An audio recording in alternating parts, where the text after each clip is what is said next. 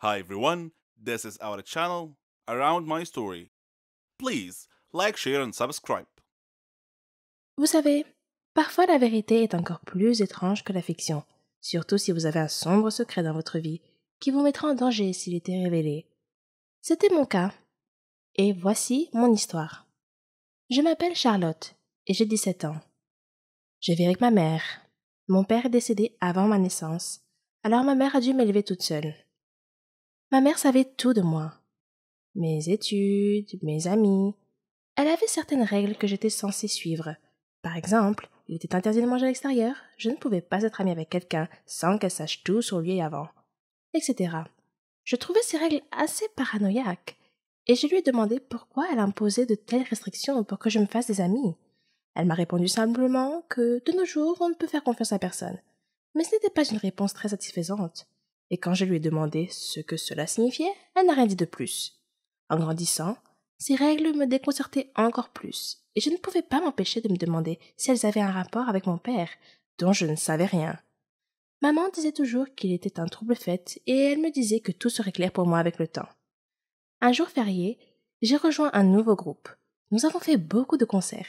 C'était génial! J'étais douée pour jouer de la musique et chanter. Quand nous sommes allés camper, nous avons rencontré des étudiants d'autres pays. Nous nous sommes fait beaucoup de nouveaux amis et nous nous sommes amusés ensemble. Nous avons même eu la chance d'accroître la notoriété et la réputation de notre groupe. Après notre première représentation au camp, une fille asiatique s'est approchée de moi et m'a serré dans ses bras en disant « Charlotte, tu m'as beaucoup manqué !» Prise au dépourvu, j'ai demandé « Est-ce que je te connais ?» Elle m'a encore surprise en disant « Tu ne me reconnais pas?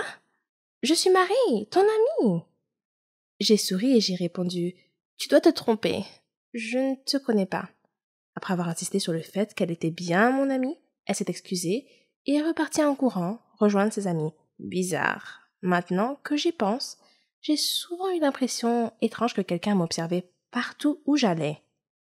J'ai essayé de me débarrasser de ce sentiment à plusieurs reprises, mais je n'ai jamais pu. Je me disais simplement que ça devait être mon imagination.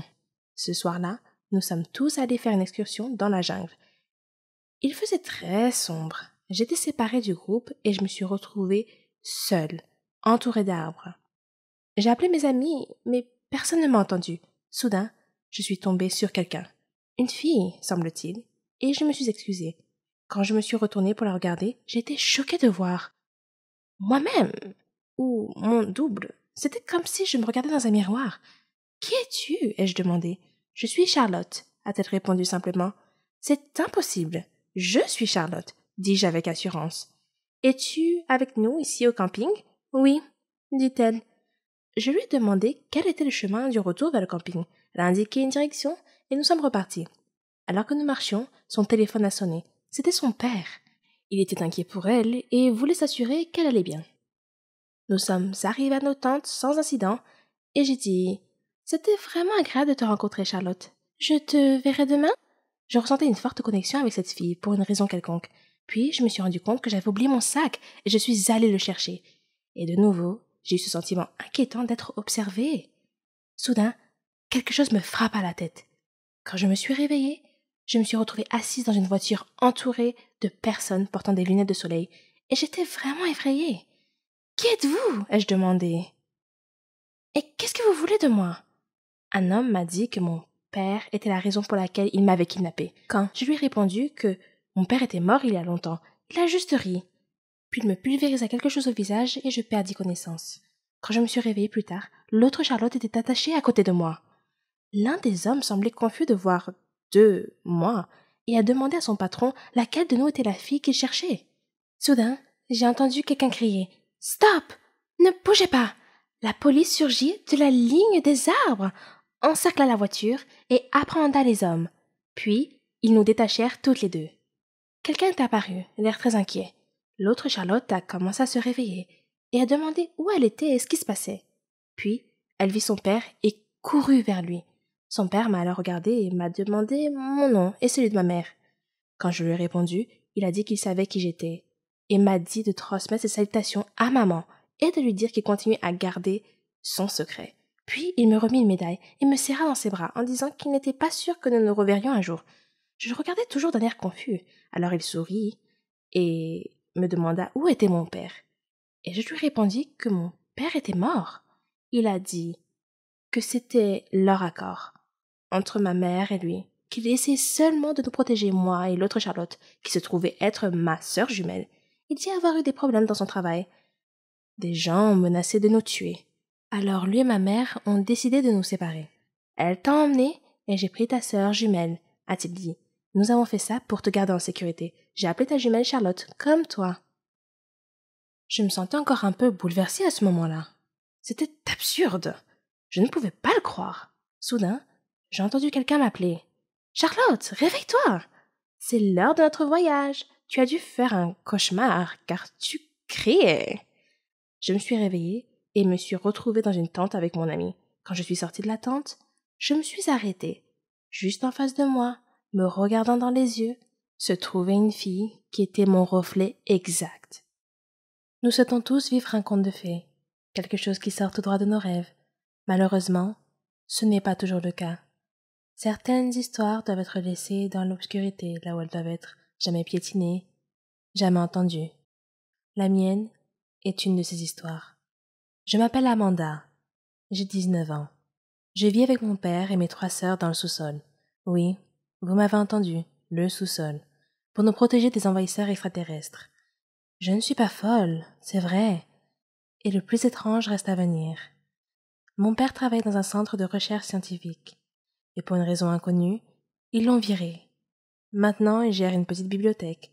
Le salaire n'est vraiment pas très élevé, mais c'est plus que suffisant. Quant à ma mère, elle est morte mystérieusement. Un jour, elle est rentrée tard du travail. Et quand papa est rentré, et que nous lui avons dit qu'elle n'était pas encore arrivée, il a appelé la police. Ils l'ont cherché partout, et ont finalement trouvé son corps dans la rivière. Il était déjà trop tard. Le coupable était inconnu. Il n'y avait aucun indice, aucune trace de quoi que ce soit. Ce jour-là, papa nous a réunis pour nous dire un secret. Il nous a dit que les extraterrestres avaient tué notre mère. Nous étions jeunes alors. Nous ne saisissions pas ce qu'il disait. Mais nous savions que papa ne mentirait pas. Il nous a aussi montré un papier avec une écriture étrange. Il nous a dit que le papier disait que les extraterrestres allaient envahir la Terre en quelques jours. Nous étions choqués. Ne sachant pas ce que nous devions faire, nous avons commencé à pleurer. Papa a donc décidé que nous allions vivre dans le sous-sol de la maison jusqu'à ce que l'invasion soit terminée. Le lendemain, il est sorti. Et quand il est revenu, il avait toutes sortes de nourriture et de boissons. Il verrouilla toutes les portes et les fenêtres. Il déplaça tous les appareils électriques au sous-sol. Nous n'étions même pas autorisés à regarder la télévision ou à avoir un quelconque contact avec le monde extérieur, et nous avons commencé à vivre au sous-sol. Une de mes sœurs était malade, mais parce que nous n'avions pas le droit d'avoir de contact avec le monde extérieur, elle est morte. Les jours passaient, l'un après l'autre. Nous étions complètement isolés. Chaque fois que nous manquions de nourriture, papa partait nous en chercher, au péril de sa vie. Bien sûr. Il nous enfermait toujours dans la cave pendant son absence. Un de ces jours, papa était parti pour nous chercher de la nourriture, mais quand il est revenu, il pleurait. Il disait que des extraterrestres avaient envahi la Terre, que la race humaine était en voie d'extinction, que nous étions parmi les rares qui restaient sur la planète.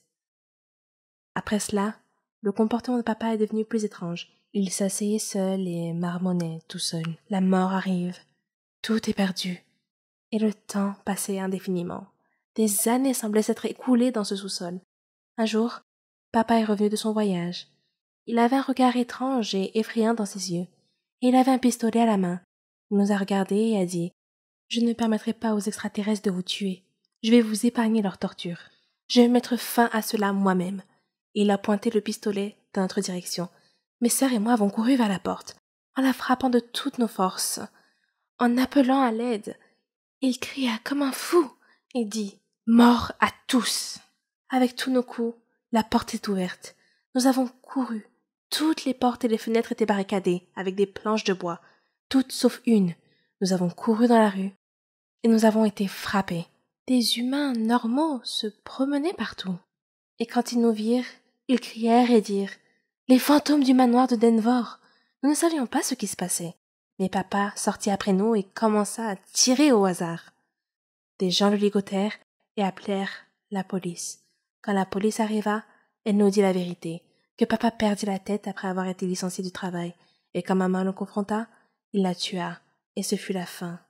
Bonjour, je m'appelle Brenda, et voici comment je me suis ridiculisée à l'âge de 14 ans. Avant de vous raconter mon histoire, permettez-moi de souligner quelques points. Tous les adolescents éprouvent parfois un peu d'anxiété. Il s'agit en fait d'une réaction normale au stress et cela les aide parfois à faire face à des situations accablantes. Pour beaucoup d'adolescents, des choses comme parler en public, les examens finaux ou même sortir avec quelqu'un peuvent provoquer des sentiments d'anxiété. Pour certains adolescents, cependant, l'anxiété peut aller au-delà de ces symptômes typiques et affecter négativement les relations amicales et familiales, la participation aux activités et même leur travail scolaire. Et ne me faites pas dire qu'être un adolescent ressort du sang du diable. Ok, c'était une blague innocente, mais je le pense vraiment. Donc, j'étais assise en classe, derrière le gars le plus mignon de ma classe. Son nom était Josh, et je voulais juste lui demander son numéro de téléphone, mais j'étais terriblement timide et j'avais très peur d'être rejetée. Mais le moment du bal de l'école approchait. Je voulais y aller avec lui, mais il n'y avait aucun moyen de le faire en face à face. J'ai essayé de surmonter mon anxiété et je me suis convaincue d'y aller. J'ai débattu avec moi-même pendant un certain temps, manquant la plus grande partie de la leçon en classe de ce jour-là, avant de me décider à lui demander. Je lui ai demandé, et il a accepté. Il a lentement pris mon téléphone, a tapé son numéro et me l'a rendu. Je me suis sentie soulagée, j'avais obtenu le numéro. Je veux dire, j'avais tort, il n'y avait pas de quoi être inquiète. J'avais aggravé la situation dans mon esprit par rapport à la réalité. C'était agréable de réaliser que j'étais anxieuse pour rien. D'en finir et d'avoir son numéro. Je suis rentrée à la maison plus tard ce jour-là et j'étais si excitée d'appeler ou d'envoyer un SMS à Josh. Mais comme je suis timide socialement, j'ai essayé de lui envoyer un message. Mais le message n'a pas été délivré. J'ai vérifié le numéro qu'il m'a donné et j'ai remarqué qu'il comprenait les chiffres 911. Ce qui m'a indiqué qu'il m'avait donné un faux numéro de téléphone pour éviter que je le contacte. Je me suis soudain rendu compte à quel point j'avais agi bizarrement envers lui. Je n'avais pas de grand lien avec ce garçon avant de lui demander son numéro. Il n'y avait pas de relation entre nous. Alors j'ai dû lui faire peur en lui demandant son numéro. Je lui ai également demandé en plein cours en lui tapant sur l'épaule. Il n'y avait rien de naturel ou même de normal dans ma façon de procéder. Je n'ai pas agi de manière immorale, mais c'était terriblement gênant, socialement inapproprié et donc voué à l'échec. La rencontre a été douloureuse, mais je suppose que j'en ai tiré quelques leçons sur la façon de socialiser de manière appropriée. J'ai également appris qu'il est incroyablement facile de ne pas voir les signes évidents que les autres personnes vous donnent lorsque vous êtes anxieux, car vous êtes tellement absorbé par vous-même que vous ne voyez pas les signaux sociaux. En repensant à la façon dont il était clairement mal à l'aise face à ma demande, ce qui l'a fait comprendre en ne souriant pas et en hésitant à accepter de taper le numéro. Si j'avais été concentrée et que j'avais prêté attention, j'aurais peut-être remarqué son comportement et la façon dont il reflétait clairement ses sentiments à mon égard et face à notre échange. Cela m'amène à me poser la question suivante. Est-il plus facile d'avoir une anxiété fonctionnelle que d'être prisonnier de sa propre coquille, figé par l'anxiété? C'est peut-être le moindre des deux mots. S'occuper est souvent le moyen de rester figé dans sa coquille avec l'anxiété. Mais pour moi, cette expérience s'est transformée en objectif et a renforcé ma confiance en moi. Je vois cela comme une étape, mais ensuite, l'amélioration de l'estime de soi et de la confiance en soi vous permettra de fonctionner sans anxiété. C'est le but ultime. Mais vous savez quoi? Écrivez votre propre histoire. Vous ne pouvez pas continuer si quelqu'un l'écrit pour vous. Beaucoup de jeunes à l'école ressentaient la même chose. Ils ne se sentaient pas bien. Et je ne savais pas pourquoi. Les adolescents se reconnaîtront ce qui est effrayant et aggrave l'anxiété. Il faut y aller pour savoir que l'on est bien à l'école et on ne peut le savoir que si l'on y va.